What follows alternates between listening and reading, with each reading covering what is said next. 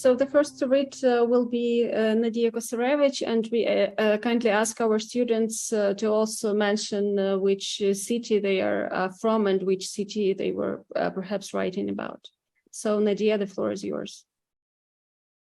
Так, дякую. Я зі Львова, і сьогодні я буду вам читати уривок зі свого оповідання «Екскурсія». Вони обпливали площу ринок зі сходу і наминали терті пляцки зі сметаною. Бризки води приємно холодили, а повз пропливали інші катери. Хвилин за 10 їхній катер підплив ззаду до опери, і раптом течія круто пішла вниз. «Воу!» – закричав з несподіванки хом'як, але пан Петро заспокоїв хлопця. «Тут крута течія, але не хвилюйся, ще трохи». Річка пішла під землю, і вони опинилися у темряві під оперним театром. Катер сповільнив рух, і хом'як відчув щось неприємне у грудях. «Чому ми зупиняємося?» – запитав він, облизуючи язиком сметану з кутику рота. «Слухай, хлопче, як тебе звати?» – запитав Петро. «Ну, Тарас». «Тарас, ми тут виходимо». Петро почав прив'язувати катер до стовпа. «Вилазь». Він подав руку Тарасові, і той виліз з катера, роззираючись навколо. Тут було вогко і смерділо водоростями. «А далі як?» – запитав Тарас. «Ніяк. Ти залишаєшся тут. На жаль, тут не буде потокорпу, тож ти не зможеш повернутися у фізичний світ. Вибачай, хлопче, тут нічого особистого. Це ціна, яку платимо за нашу незалежність. Кожного року один юнак з екскурсійної групи мусить залишитися цілком у віртуалі. Така вже угода з великим тритоном, який мешкає на дні океану, під територією, де колись була Росія. Ми мусимо віддавати йому одного українця, щоби був мир. Але твій віртуальний двійник вже створений для життя в фізичному світі, і він залишиться жити, не хвилюйся. Тож ніхто не здогадається про твоє зникнення». «Що? Ні?» – Тарас закричав і побіг проти течії ріки. Але з темряви вийшли тритони і затягнули його кудись у глибінь. Пан Петро зітхнув і почав набирати якийсь код на своєму Apple Watch. За хвилю перед ним матеріалізувався юнак, як дві краплі води, схожі на Тараса. «Готовий до життя в реалі?» – усміхнувся пан Петро і притримав човен, щоб віртуальний Тарас зміг увійти до середини. Дякую за увагу. Thank you so much, Nadia. And the next one to read would be Anastasia Pilipchenko. Добрий день. Сьогодні я зачитаю уривок з моєї роботи «Цукцванг». Доторк смертоносних блискавиць відбивався від рубінового небосхилу пломенистими спалахами білого сяйва.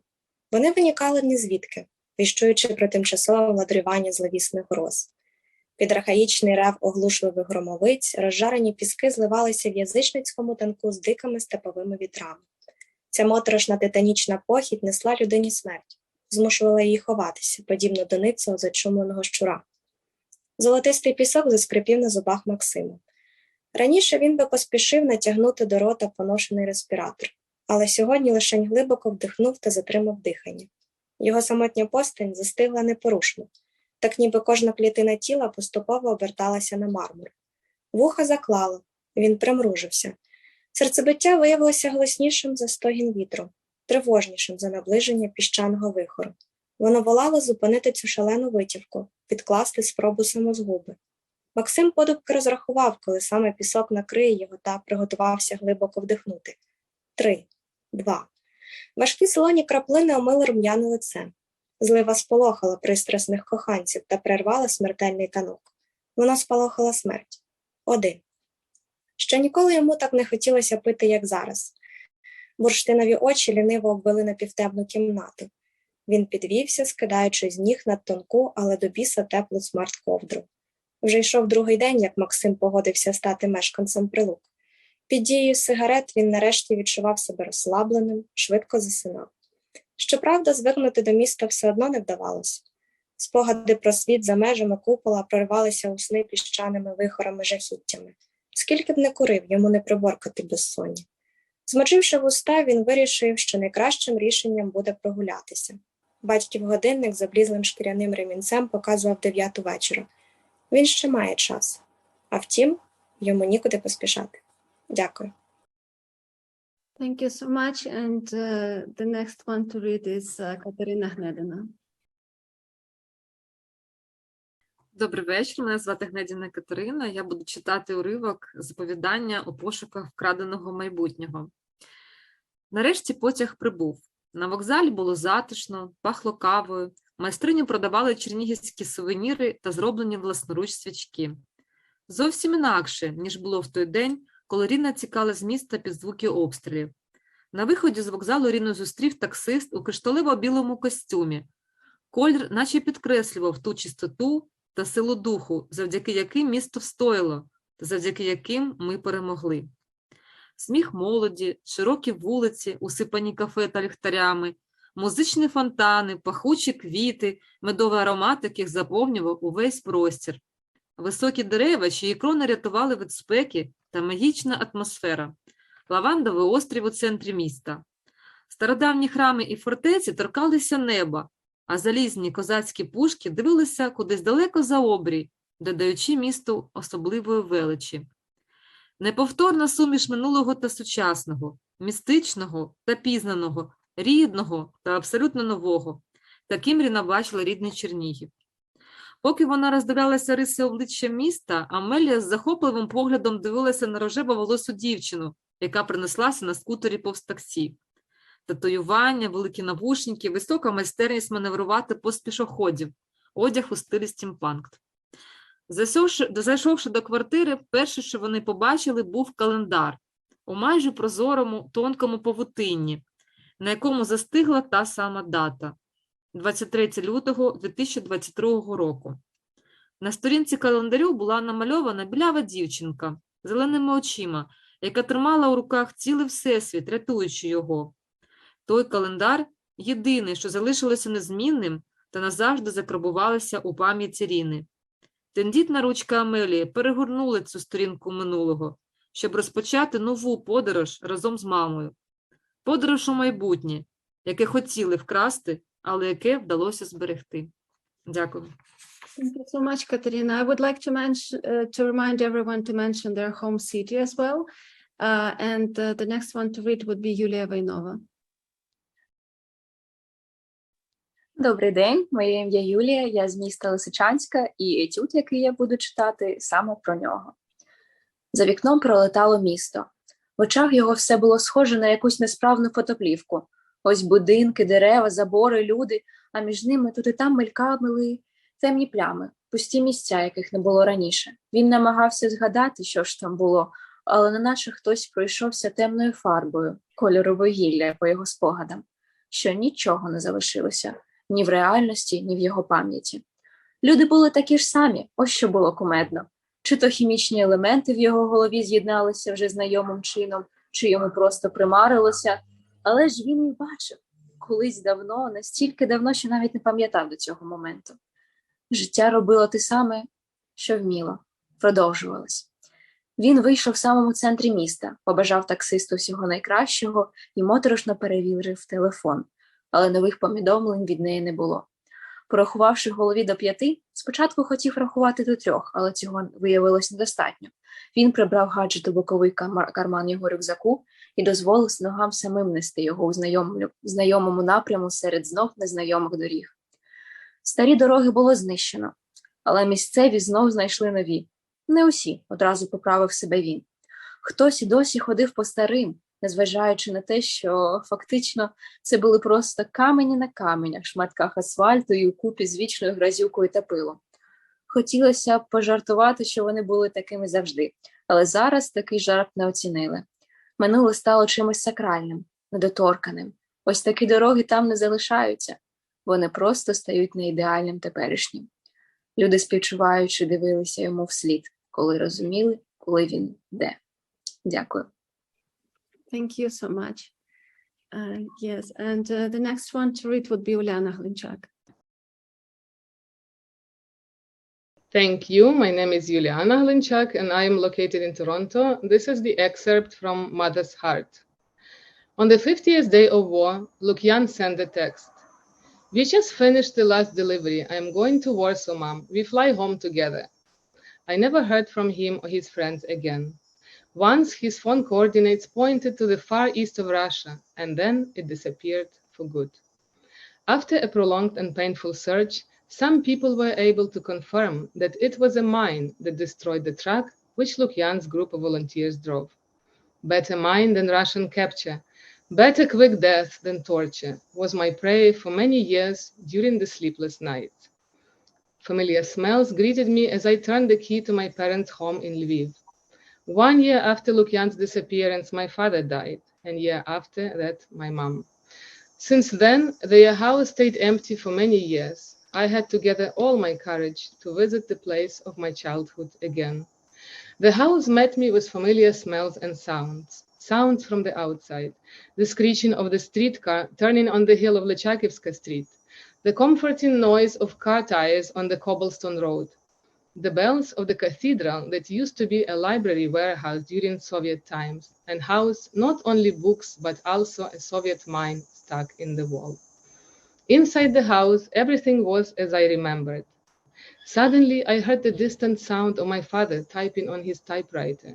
In the next room, I heard my mom teaching my younger brother to pronounce the letter R, so he could introduce himself as Marko instead of Malko. And in the kitchen, my grandma, with spectacles on the tip of her nose, bringing the spoon to her lips, testing if she has put enough salt into the meal. I walked through the rooms and greeted old paintings and photos on the walls.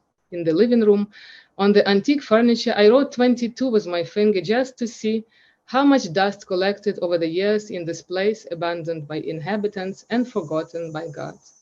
Lukian and his friends were 22 when they came to Ukraine with humanitarian help. Today, they would be 35. Who won the bloody war? Thank you very much. Thank you so very much. And now Орися Гнатко. Дякую, мене звати Орися. Останні 7 років я живу у Львові, і я зараз у Львові, і читатиму теж про Львів. 2 ратуші. Вона знала, що мусить впасти. Знала, що момент цей вже близько, що підкрадається він з кожним роком, з кожним градусом тепла у повітрі, з кожним болісним виразом обличчя тих, хто досі час від часу снував площею ринок земного Львова. Але то були лише тіні минулого, так само, як і уламки тих будівель, що вже перетворилися на купу каміння, присипаного попелом, як і все навколо. Цей попіл теж тінь минулого. Цей попіл – усе, що залишилося від розлогих крон дерев, від широких стовбурів і міцного коріння. Ці люди з порожніми обличчями – лише тіні колишніх усміхнених землян. Ті вміли бачити красу навколо. Ці сновигають порожніми вуличками, ступають розпеченою бруківкою досі через те, що мусять, шукають, через те, що ніщо не може полегшити той дискомфорт, котрий їсть їх зсередини. Вони заглядають під кожен камінь, роздивляються кожен будинок, але ніде немає ліків від їхнього страху. Он, іще один космобус приїхав.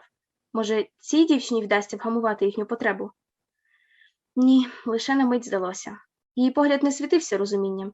Він ховав той самий біль, той самий страх і ту саму зневіру. Ратуша дивилася на будинки навколо. Усі вони приречені. Лисий пагорб високого замку, котрий неначе згорблена спина стримів над містом, тільки підтверджував ці думки. Чого вона тут тільки не пережила. Але це вже навіть їй не під силу. Залишалося тільки сумирно чекати. Ні, яке чекати? Ще чого? Навколо все вирує життям, хіба не бачиш? Жителі марсіанського Львова поспішають у своїх справах, квітнуть низенькі вишні та яблуні, бруківка стає асфальтом і навпаки, а як інакше супершвидкі авто їздитимуть? А он голограми левів золотом переливаються, гарно так. Навколо все ті самі будинки, все ті самі кав'ярні, де люди зранку попивають каву. Вжух! Це проносяться вакуумними трубами трамваї у повітрі. А он у тій трубі затор. Нема чого дивуватися, година пік все-таки. О, а це гуде катер на пристані. Життя вирує. Он чоловік вигулькнув у виході з метро, міцніше стиснув свій портфель і дрібними кроками потупців уперед із заклопотаним виразом обличчя. Он молода пані вийшла з магазину смартодягу. Якась вона не дуже рада покупкам. А он мама з 2 дітьми поспішає кудись вулицею, озираючись. І чого так бігти? Ніхто ж за ними не женеться. А це група дітей з учителькою. Мабуть, на екскурсію приїхали. І ці чогось невеселі. Чи Львів їм так не сподобався, чи площа Ринок, чи й сама ратуша? А де поділися всі літні люди? Їх мало би бути багато з такими-то технологіями у сфері здоров'я. Може, вони в центр міста не люблять їздити? У ратушу закралося якесь дивне відчуття. Це не вперше, звісно, але зазвичай вони гнали такі думки подалі.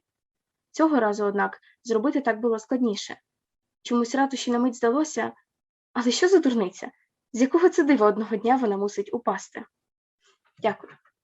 Thank you very much, Orisa, and thank you very much to everyone. You created really wonderful images from of Ukrainian cities in the future, from Lysychansk in the Luhansk region to Lviv and Chernihiv. Thank you so much. And Donetsk, of course, we should mention Donetsk. Askold, Yeah, and congratulating the students. yeah, no, absolutely. I thought it was just brilliantly done. Let me share with you the famous words of the American philosopher who lived in the town a couple very near me, Ralph Waldo Emerson, what he wrote to Walt Whitman. I greet you at the start of a brilliant career. Welcome to the world of writers. It's been a pleasure to work with you all. Справді було так приємно. Ми хочемо, щоб ви тримали зв'язок.